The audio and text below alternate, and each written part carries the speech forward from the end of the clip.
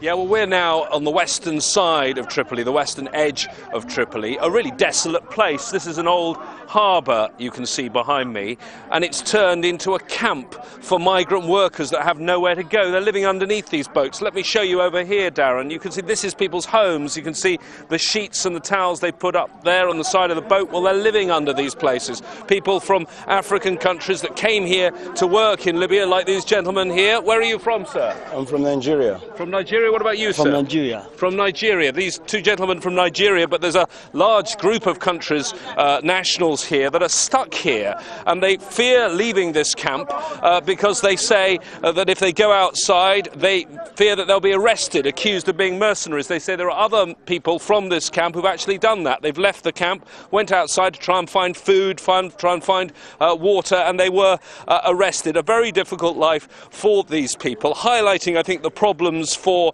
African workers who came here to Libya. Can we have a chat with you, madam? Can you tell us what is the conditions like in this camp? Recently now, the recent problem now in this camp is we are not safe. Because yesterday night we saw some Libyans, 5 of them. They came with some healers. Then they were moving from tent to tent, bringing out their knives and guns that they want to rape our girls. So the Nigerian and other nationalities here, they had to gather and they drove them away. So now there is nothing like that. So they say they want to rape the women who are living in this camp. Yes. As a woman, one of the women here, it must be terrifying. Very, very terrifying. Very, very.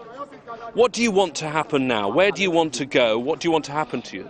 We want the United Nations to come and help us, because now we can't stay in Libya anymore. Even back in our country, we cannot, because there are some political problems in our country. So what do you think the Libyan authorities should do for you? I know there are people who've gone from this camp and have ended up being arrested and accused of being mercenaries. We don't want the Libyan authority to help us, because the only people we want now is the United Nations. That's all we're looking for now. We don't want the Libyans, because the Libyans will be telling you guys that don't worry, leave those people.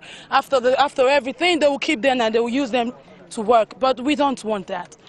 You people came here originally to work in Libya, to do jobs for... We were working before in the country, before the war started. Everybody in this place were working before the war started. And this country relies on migrant workers to do much of the technical jobs, much of the more menial jobs in society. Do you think they're going to get other people from African countries volunteering to come here? I don't think so.